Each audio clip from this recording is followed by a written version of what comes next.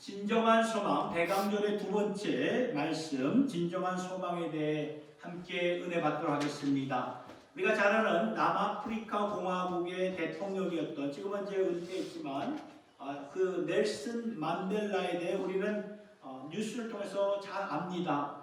그는 젊어서부터 흑인들의 인권을 찾기 위해서 그 극우 백인들과 싸우면서 많은 어려움을 겪었고, 그로 인하여 무려 27년 동안 감옥살이를 하게 되었지요. 근데 감옥에서 있었던 아름다운 스토리가 있었습니다. 어느 날 이 넬슨 만델라의 그 딸이 아버지를 이제 방문하면서 자기가 낳은 딸이 제가 넬슨 만델라의 손녀죠. 손녀를 아버지 만델라에게 안아보라고 건네줍니다. 그때 만델라는 갓난아기 자기 딸의 그 손녀를 이렇게 자신의 품고 그 아이의 이름을 소망이라고, 호프라고 지어 주었던 것입니다.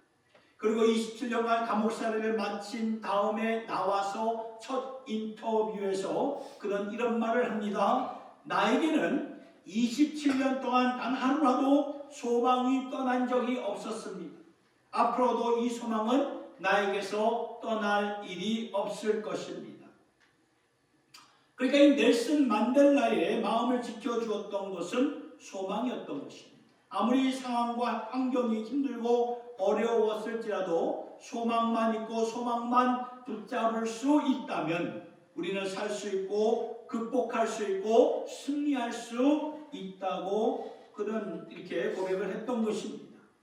그러니까 그러한 고백 가운데 그분의 그러한 영성이 나중에 이 백인 우월주의의 시스템이 무너지고 새로운 정권을 시작했을 때에 첫 번째 그 나라의 대통령이 되었을 때 물론 그가 파워를 가지고 보복을 할 수가 있겠지요. 그러나 보복하지 않고 싸우지 않고 도리어 그 나라를 평화의 나라, 용서하는 나라, 화해하는 나라로 이끌었던 위대한 인물이 되었던 것입니다. 왜 그랬을까요? 소망이 그의 마음에 자리 잡고 있었기 때문에 가능한 것이었습니다.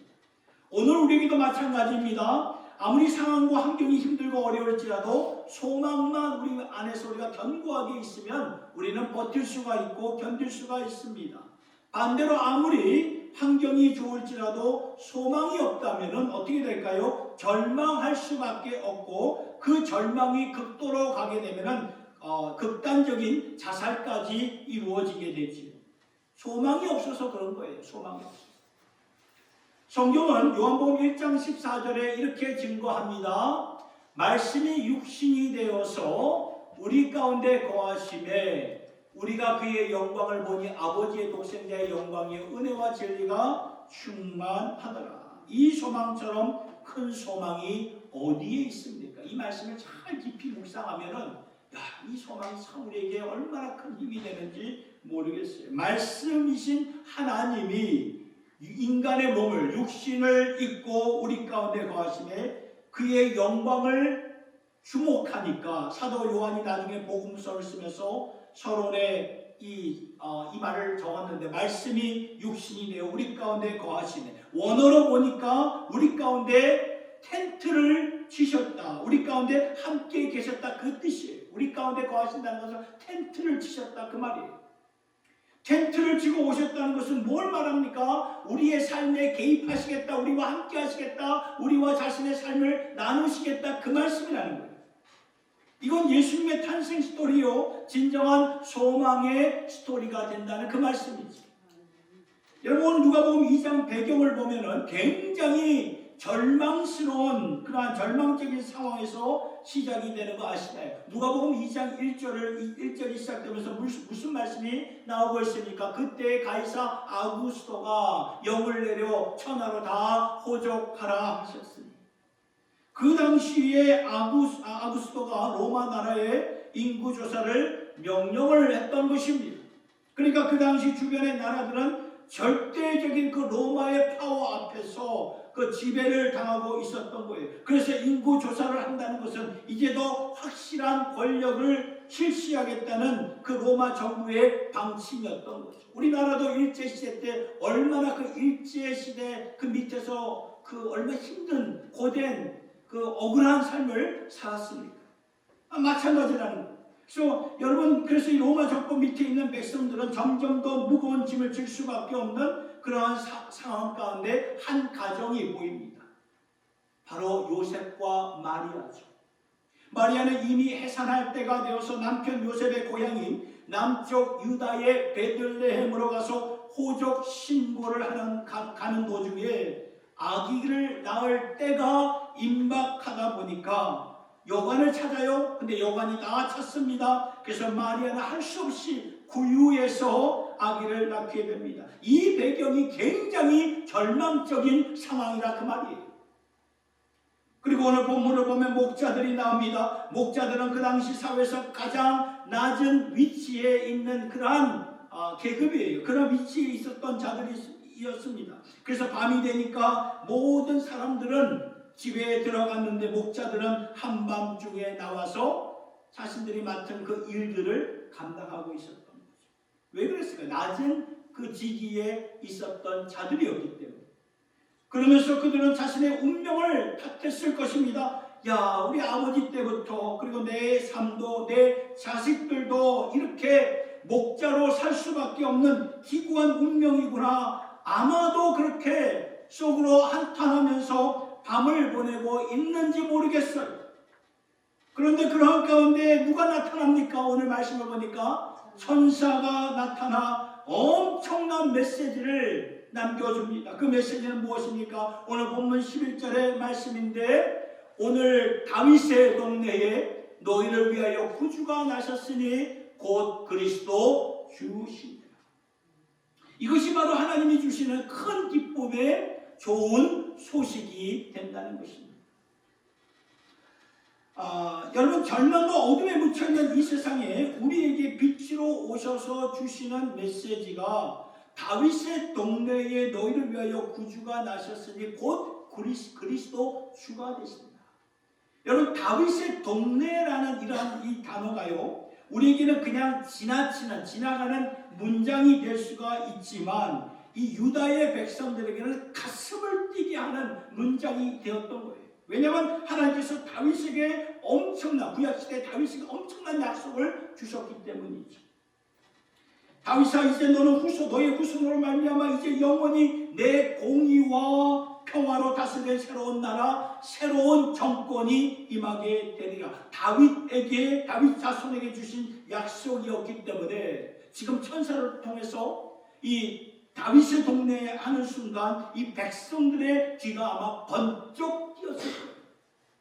야, 이제 곧 로마 정부로부터 우리가 해방되어서 다윗의 자손 가운데 새로운 자유와 치유를 받으면서 살 수 있는 날이 곧 오겠구나. 그들의 가슴을 뛰게 했던 문장이 바로 오늘 다윗의 동네에. 근데 그 다음 문장을 보니까 너희를 위하여 구주가 나셨으니, 너희를 위한 구주, 죄를 용서해 주시는, 죄를 사해 주시는 구주가 오셨다. 왜냐하면 하나님이 보시기에는 인류의 모든 문제의 원인은 죄에 있기 때문에 그렇죠. 오랫동안 인류들은 교육을 통해서 이 세상의 죄악을 극복해보자 하면서 애썼지만, 여러분, 보면은 교육이 높은 그런 나라일수록 범죄가 없던가요? 범죄가 없는 그런 나라입니까? 아니잖아요. 교육열이 높을수록 범죄가 더 이렇게 왕성한 그런 것을 보게 되지 않습니까? 도리어 더 많이 배웠으면 죄악이 막 범람하는 그런 모습을 보게 됩니다. 그래서 오늘 사이버 테러나 이제는 컴퓨터나 이 IT를 가지고서 범죄하는 시대가 되었습니다. 그러니까 배우면 배운 대로 죄악도 더 발달하는 것을 보게 되는 것이죠. 어느 곳에서, 어느 시스템에서든지 어떠한 교육에서도 문제는 똑같이 있는 거예요. 똑같이. 왜냐하면 궁극적인 문제는 우리의 죄성, 인류들이 다 가진 죄성에 있기 때문에 그래요. 그래서 하나님께서는 당신의 약속된 자 바로 예수를 우리에게 보내주셔가지고 우리의 죄 문제를 단번에 해결해 주셨다는 것입니다. 그래야 소망이 있기 때문이죠. 그래서 하나님은 오늘 누가복음 2장 10절과 11절에 내가 온 백성에 미칠 큰 기쁨의 좋은 소식을 너희에게 전하노라. 오늘 다윗의 동네에 너희를 위하여 구주가 나셨으니 곧 그리스도 주시라. 이렇게 말씀하십니다. 곧 그리스도 주라.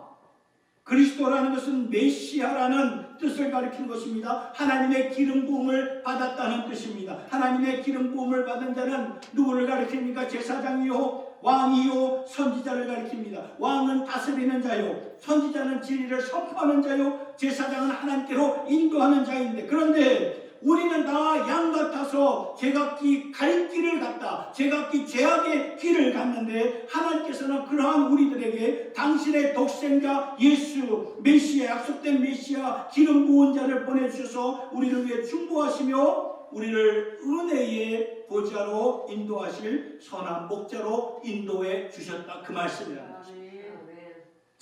이게 진정한 소망이며 이게 큰 기쁨의 좋은 소식이 된다. 그 말씀이라는 것입니다.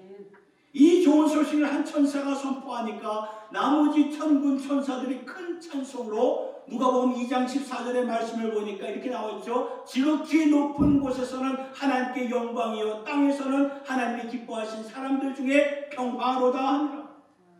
여러분, 이 말씀을 하나님께서 주시는 궁극적인 소망, 당신의 아들 예수 그리스도, 약속된 왕, 우리의 구세주, 구주, 이분이 오신 것이 우리의 진정한 소망이구나 라는 것을 말씀하시는 것입니다. 그렇다면 중요한 것은 이 소망을 하나님이 우리에게 알려주시고 전해주셨다면 우리는 그 소망을 향해 나아가야 되고 그 소망에 대해 알아야 된다는 것입니다. 따라서 대강절의 메시지는 그냥 수동적으로 이렇게 받는 것이 아니라 대강절의 메시지는 하나님이 주시는 소망과 해결책을 따라서 그분에게로 나가는 것이 대강절의 메시지가 되는데, 진정한 소망을 찾아서 우리가 나가셔야 된다는 것입니다. 그렇다면 어떻게 그 소망, 진정한 소망을 찾을 수 있겠느냐 그 말이에요. 본문에 나오는 이 목자들을 통해서 세 가지 영적 교훈을 얻게 되는데, 첫 번째는 이것입니다. 그분을 주목하며 나갈 때 소망을 향해서 나갈 수가 있게 된다는 것입니다. 그분 예수를 주목하면서 하나님께서는 어떤 문장이나 제도나 어떤 시스템을 통해서 우리에게 소망을 주시지 않았습니다.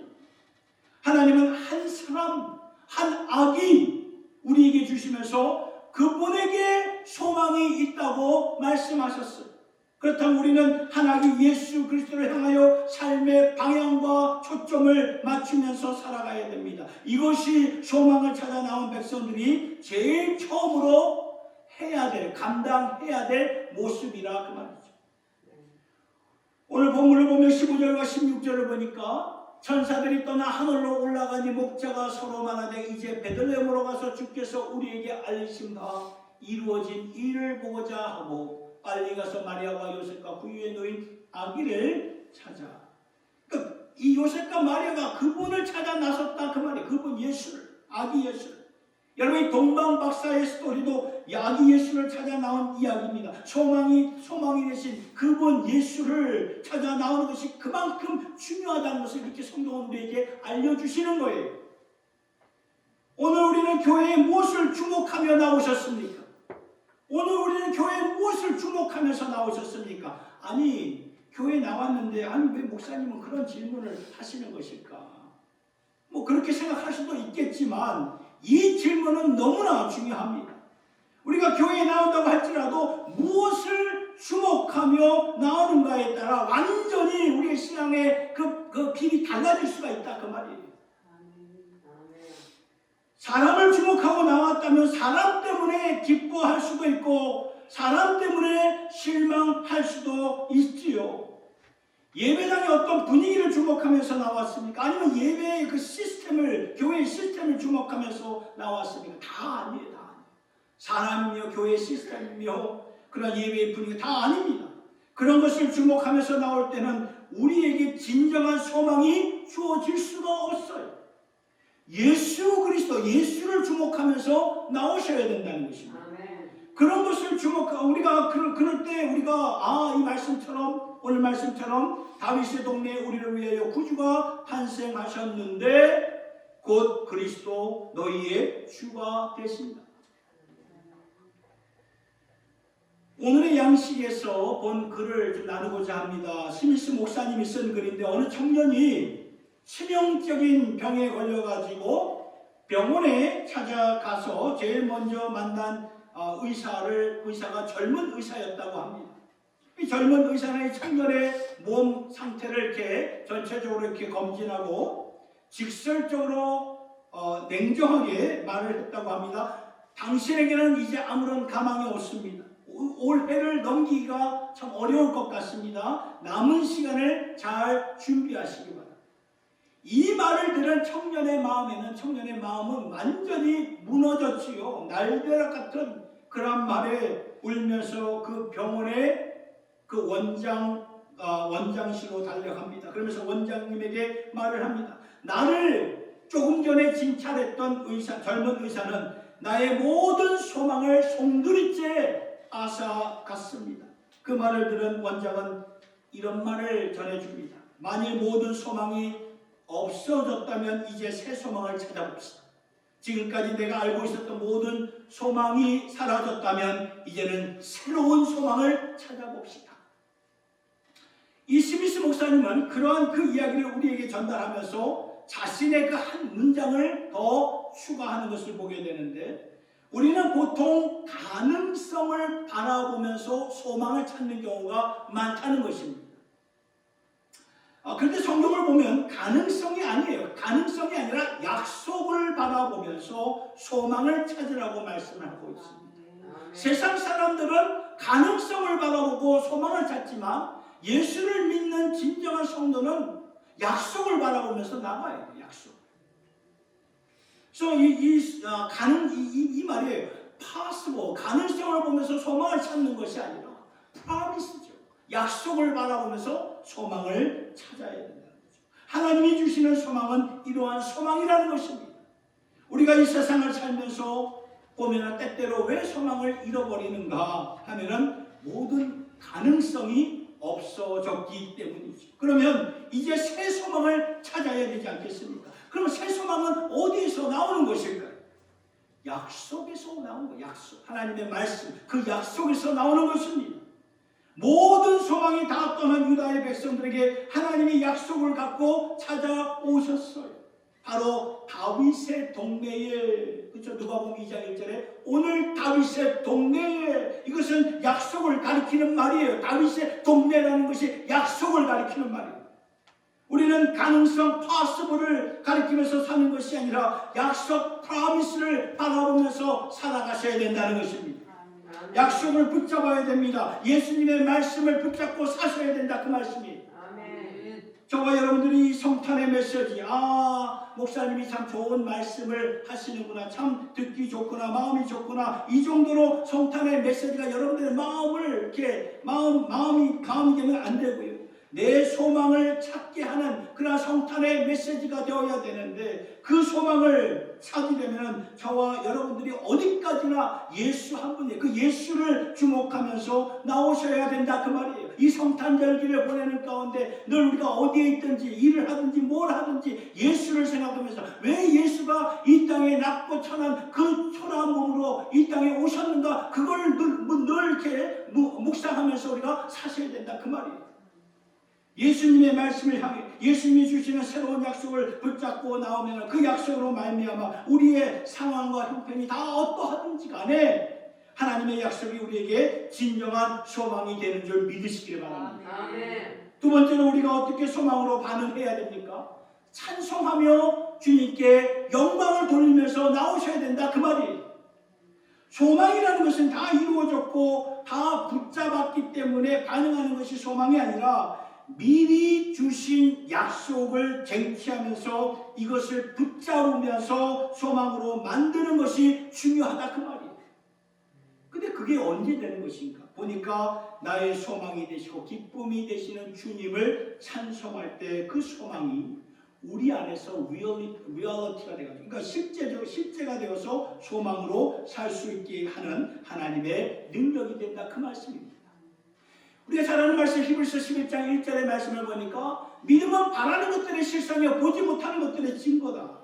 지금까지는 내가 실상으로 알았기 때문에 눈으로 보는 것으로 붙잡고 만졌기 때문에 소망으로 여기며 알았는데, 그런데 그것은 있잖아요. 세상 사람들 안 믿는 자들, 무속의 신앙인도 다 할 수 있는, 눈으로 보이는 거 붙잡는 거 누가 못합니까? 다 알죠.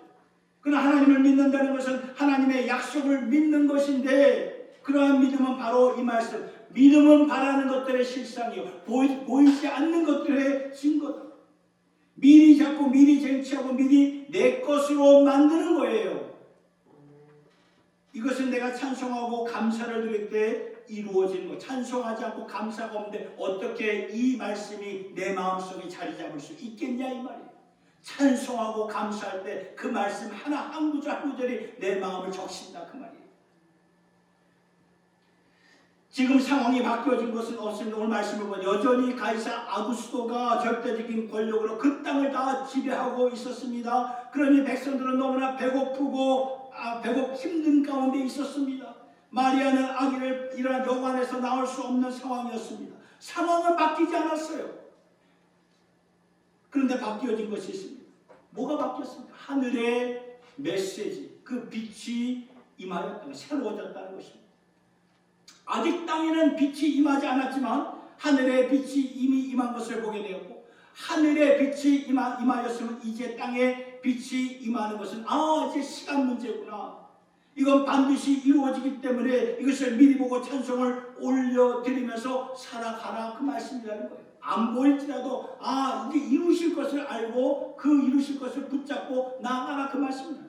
아멘. 그러니까 소망 가운데 살 수 있는 것이죠. 그래서 오늘 우리가 하나님 앞에서 뜨거운 가슴으로 찬송을 올려드리고 감사를 드리며 그럴 때 우리가 이 찬송의 능력이 되고 소망이 되고 하나님의 약속 가운데 살게 되는 주님의 선물인 줄을 믿으시길 바랍니다. 아멘. 여러분, 찬양곡 가운데 거룩하신 하나님, 원래 이게 영어로 번역된 영어의 그 찬송을 우리나라로 이렇게 번역한 건데, Give thanks with a grateful heart. 그러니까 거룩하신 하나님 주께 감사드리소. 이 찬송, 날 위해 이 땅에 오신 독생자 예수. 그러면서 이 후렴부변에 뭘 나오냐면은 내가 약할 때 강함 주고 가난할 때 우리를 부욕해 하신 나의 주 예수 감사. 이 영어로 보면 And now let the weak say I am strong 이렇게 나오죠. 그러니까 연약한 자, 약한 자는 주 안에서 강하게 된다라고 말씀을 합니다. 맞는 말이에요. 우리가 늘 이게 체험하는 거 아닙니까? 약할 때 강함 되시는 나의 주 하나님. 우리가 뭐 강한 자가 어디 있어요? 다 약해요. 있는 것 같지만 다 약한 거. 보면 다 인간들 다 약합니다. 강한 척하는 거죠. 이사야 40장 31절에 말씀을 보니까 오직 영원을 앙망하는 자는 새 힘을 얻는다 그래요. 새 힘을 얻으리니 독수리 날개치며 올라감 같을 것이. 여러분, 우리가 영원을 앙망하는 나의 모습입니까 지금?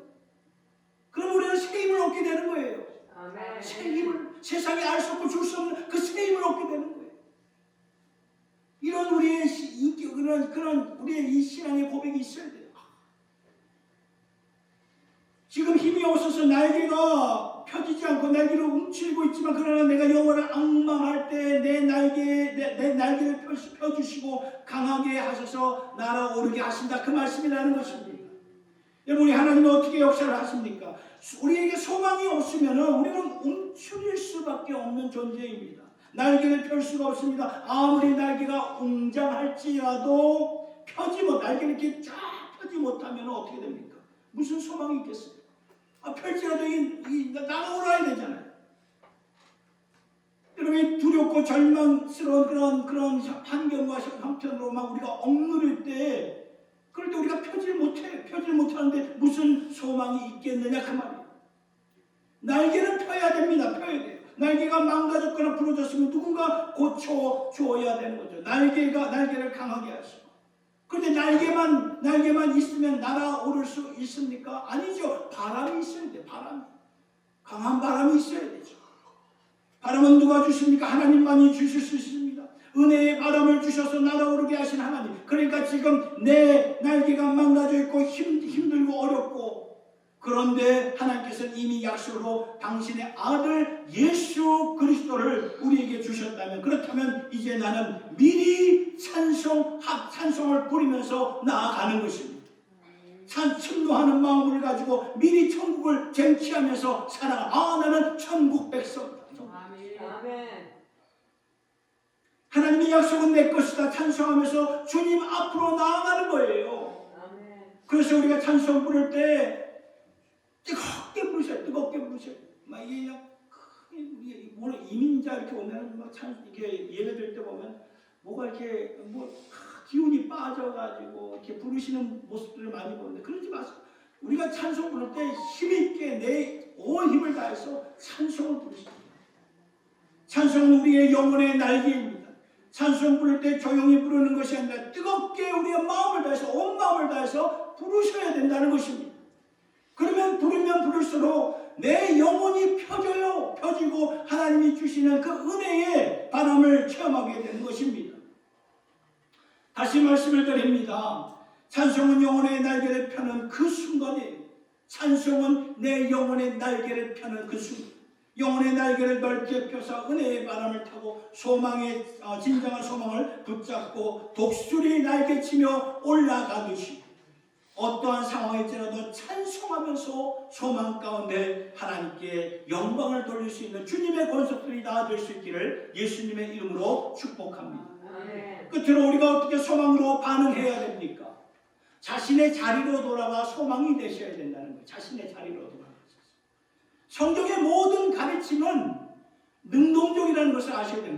수동적이 아닙니다. 성경의 모든 가르침은 능동적. 우리가 비즈니스를 운영하시는 업주들 있더라도 능동적으로 일하는 그 종업원들을 얼마나 귀하게 여깁니까? 하나 줄 걸 두 개 더 주게 되고, 이게 더 마음이 가게 되는 거예요. 능동적으로 알아서 내일처럼 하는 그런 종업원들. 성경의 말씀도 마찬가지예요. 능동적으로 말하는 거예요. 능동적이에요. 소망을 찾아 나오는 것도 중요하지만 소망이 되어 사는 것도 중요합니다. 우리가 서 있는, 지금 우리가 예배드리는 이거 처음에 이게 리모델링을 할 때에 이 막바지에 이제 닫아놨을 때에 이 부엌의 공사가 의외로 이렇게 좀 더뎠습니다. 참 어려웠어요. 차질이 생겼어요. 그러니까 이 작업하는 친구의 말을 들어보니까 굉장히 이게 투덜투덜하면서 부정적인 말로 막 이렇게 하는 그 모습을 좀 보게 되죠. 집안이 이렇게 언밸런스라든지 이렇게 막 컴플레인이 너무 많았어요. 그래서 제가 말했습니다. 능동적으로 생각하자. 이미 엎질러진 물, 이미 지나간 일에 대해서 이걸 말하는 것은 시간 낭비고 에너지 낭비다. 능동적으로 어떻게 풀어갈까? 능동적으로 생각하면 좋겠다. 그러면서 그 문제들을 하나하나씩 이제 풀어갔던 일들이 생각나는 거예요. 그렇죠. 우리도 이렇게 살아가다 보면 일이 내 뜻대로 잘 안 풀릴 때에 능동적으로 생각하는 것이 참 중요하다. 그 말씀이라는 것입니다. 부정적으로 보는가 아니면 능동적으로 보는가, 여기가 갈림길이에요. 갈림길. 오늘 말씀을 보면 본문이 어떻게 끝나는가 보니까 목자들이 돌아가더라. 누가복음 2장 20절의 말씀을 보니까 이 말이죠. 하나님께 영광을 돌리고 찬송하며 돌아가니라. 목자들이 찬송하면서 돌아간다. 이게 무슨 말입니까? 자신의 자리로 돌아간다는 그런 뜻이에요. 자기의 그 위치로 돌아간다는 뜻입니다. 여러분, 베드로도 예수님께 뭐라고 말합니까? 마가복음 17장 4절의 말씀을 보니까 베드로가 예수께 여쭈어 이르되 주여 우리가 여기 있는 것이 좋사오니 만일 주께서 원하시면 내가 여기서 초막 셋을 짓되 하나는 주님을 위하여, 하나는 모세를 위하여, 하나는 엘리야를 위하여 하리라. 그러니까 예수님이 뭐라고 하니까 내려가자. 내게도 할 일이 있다. 그 할 일이 무엇입니까? 주님께서 할 일이 무엇입니까? 십자가를 지는 일이 아니었습니까? 그래서 주님이 말씀하시기를 너희들도 할 일이 있다. 여기서 무슨 천막을 치니 내려가자. 주님이 그렇게 말씀하셨어요. 여러분, 우리가 예수를 믿는다는 것이 무엇을 말하는 것입니까? 예수 그리스도의 새로운 은혜와 소망을 받아 새로운 내가 있는 그 삶의 영역으로 돌아가서 그 예수의 사랑, 예수께 받은 그 은혜를 전하면서 사는 것입니다.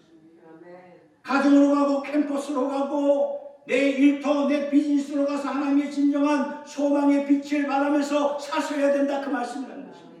우리가 주님의 은혜를 받았으면 주님 여기가 좋사옵나이다. 여기 있겠습니다. 안주하는 것이 아니라 우리가 일어나야 돼요. 벌떡 일어나가지고 소망이 필요한 곳으로 달려가야 되지. 찬송하면서 우리의 이웃들을 찾아가시고 친구를 찾아가야 됩니다. 우리가 잘 아는 유명한 그 마더 테레사 다 아실 거예요. 오래전에 이렇게 다 부르심을 받았지만 여러 곳에서 운영했던 쉘터가 있었습니다. 그 중에 호주에 있던 어느 보호소에 테레사가 한날에 찾아갑니다. 거기 가보니까 어느 한 방에 구석에 쭈그리고 앉아있는 노인을 발견하게 보게 되지. 이 외국 사람이 찾아왔음에도 불구하고 그 노인은 그냥 앉아만 있는 것입니다. 그래서 이 테레사 수녀가 그 노인 어르신에게 이렇게 묻지요. 다가가 말합니다. 할아버지, 제가 이 방을 깨끗이 청소해 드리도록 하겠습니다. 그러니까 그 노인이 그렇게 할 필요가 없다고 그냥 가시라고 이렇게 말을 합니다. 그럼에도 테레사는 그래도 할아버지 옷이나 덮고 있는 이불을 세탁하면 한결 분위기가 나아질 것입니다. 필요 없다니까 그냥 가라니까 필요 없어. 그런데도 테레사가 계속 요청을 하니까 나중에는 마지 못했어. 그러면 당신이 청소를 하든지 말든지 알아서 하시오. 테레사는 열심히 할아버지의 그 방을 깨끗이 청소하는 가운데 이 구석에서 먼지가 수북히 쌓여진 한 등잔을 발견하게 되죠. 보게 됩니다. 그래서 테레사는 그 등잔을 꺼내 보이면서 할아버지 이 등잔을 오랫동안 사용하지 않으셨나 보네요. 아무도 나를 찾아오지 않는데 못하러 사용해요. 그때 테레사가 한 가지 제안을 합니다. 할아버지, 이 지역에 사는 수녀들이 매일 저녁마다 할아버지를 찾아온다고 하면 그들을 위해서 등잔을 켜놓을 수 있으시겠습니까? 할아버지가 그 말에 고개를 끄덕입니다. 그동안 참 외롭게 사셨기 때문이지. 그 2년이 지나 테레사 그 여사에게, 수녀에게 한 통의 편지가 오지. 할아버지의 편지였습니다. 편지의 내용 가운데 다음과 같은 글이 적혀 있습니다. 당신은 분명히 내 친구들에게 전해주시기 바랍니다. 2년 전 내 안에 켜진 인생의 등불은 계속 지금도 타오르고 있습니다. 매일같이 등불 찾아오면 등불을 켜줄 것이냐라는 작은 행동이 이 할아버지의 삶의 등잔이 켜졌던 그 말씀입니다. 오늘도 혼자 켤 수 없어서 쭈그리고 있는 분들이 있죠. 우리가 그들을 찾아가 등잔을 켤 수 있는 이유를 제공할 때 심령의 등잔이 켜진다는 것을 우리는 기억하셔야 되는 것입니다. 사회 곳곳마다 어둠이 여기저기서 등잔의 빛으로 밝아지게 된다는 것이죠. 예수님이 마태복음 5장 16절에 이런 말씀을 하셨습니다. 이와 같이 너희 빛이 사람 앞에 비치게 하여 그들로 너희 착한 행실을 보고 하늘에 계신 너희 아버지께 영광을 돌리게 하여라.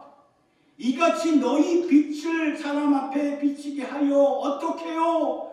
착한 행실을 통하여서. 작은 거예요. 우리가 뭐 이렇게 있는 물질을 가지고 막 하는 것이 아니라 내 마음가짐, 작은 거 하나예요. 작은 거에 우리의 마음을 쓸 때에 여러분 그들의 마음이 움직이는 거예요. 등잔이 켜지는 것, 심령의 등잔이 켜지는 것입니다. 저는 이 겨울이 되면은 무슨 생각이냐면 연탄. 여기 미국에서는 뭐 이렇게 볼 수가 없는 그런, 우리 한국에서 다 이렇게 자라오셨을 때 연탄하면 이렇게 좀 그러한 추억의 그러한 것들 아닙니까? 오늘도 이 빈민촌에 연탄으로 겨울을 나는 분들이 있다는 소식을 종종 이렇게 뉴스를 통해서 들어요. 아직도 연탄으로 겨울을 나는 분들이 있어요. 근데 연탄을 몇십 장 나눠준다고 해서 그 어려운 삶의 인생들이 풀려질까요? 아니에요. 그것 때문에 풀려지지는 않습니다. 그러나 착한 행실을 통해서 가슴에 불은 지펴오른다 그 말씀이라는 거예요. 우리들의 따스한 말 한마디죠. 모든 사람들이 막 불평하고 짜증낼 수밖에 없을 때에 도리어 축복의 말을 전하고 용서의 말을 전하고 사랑의 말을 전하면서 그 분위기가 바뀌어진다 그 말씀이라는 거예요. 침묵으로 쌀쌀한 시베리아 같은 그런 그 바람이 불 때 한쪽에서 말합니다. 제가 부족했습니다. 이해해 주시기 바랍니다. 그리고 하나님이 주신 마음을 갖고 진정으로 사랑합니다. 당신을 사랑합니다. 라고 말하면 그 사람들의 심령이 조금씩 바뀌어져 간다. 그 말씀. 오늘 세상이 왜 강팍한 세상이 되었을까요? 따스한 말보다는 강팍한 말에 압도가 되었기 때문이지요. 사랑의 언어보다는 세상의 언어가 압도되었기 때문에 세상이 참 살기 힘든 거예요. 주님의 심장, 예수님의 그 심장으로 기도해 주는 음성을 듣지 못했기 때문에 사람들마다 강팍해지는 것 아니겠습니까?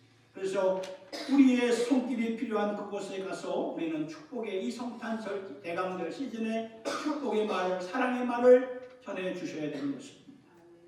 그것이 얼마나 바꿀 수 있겠는가 하겠지만, 그러나 우리가 예수의 이름을 가지고 축복의 말을 전할 때 가슴에 불을 지피는 듯한 마음이 따스해진다는 것입니다. 마음이 따스해지니까 어떻게 됩니까? 힘든 상황도 넉넉하게 이겨나가게 된다는 것이죠. 사랑하는 성도 여러분, 하나님께서는 당신의 백성들이 이 성탄절기 가운데 대강절 시즌에 진정한 소망을 찾아 이제 그 소망을 갖고 각자의 삶으로 가기를 원하신다는 것입니다. 그곳에 가셔서 따스한 말로 기도해 주시고 축복해 주시고 사랑해 주시고, 그러면 소망의 등불이 여기저기서 켜지게 되지 않겠습니까? 이러한 진정한 소망의 삶을 통해서 새로운 그 주님의 나라 이루어가는 주님의 권속들이 될 수 있기를 예수님의 이름으로 축원합니다. 기도하겠습니다. 하나님 아버지, 오늘 이 성탄 주일 메시지로 진정한 소망에 대해 말씀을 들었습니다.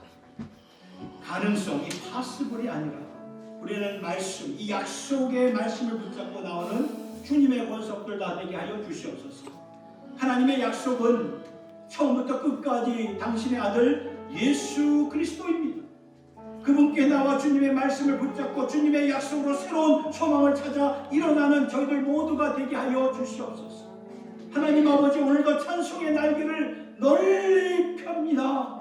믿음은 바라는 것들의 실상에 보지 못하는 것들의 증거라고 말씀을 하셨습니다. 미리 보고 미리 바라고 미리 붙잡고 사는 이것이 믿는 자라고 말씀하셨사오니 내 환경과 상황 때문에 소망을 찾을 수 없을지라도, 그러나 하나님의 약속은 분명하기 때문에 그 소망을 찾은 자처럼, 이미 누린 자처럼 내 영혼의 날개를 넓게 펴서 뜨겁게 찬양함으로 그 소망을 누리는 주님의 권속들 다 되게 하여 주시옵소서. 그리고 먼지가 뿌옇게 쌓여진 등잔불을 켤 수 있는 저희들이 되기를 간절히 원합니다. 심령에 새롭게 등불이 타오를 수 있도록 따스한 말을 건네주고 축복의 기도를 해주는 주님의 권속들 되게 하여 주시옵소서.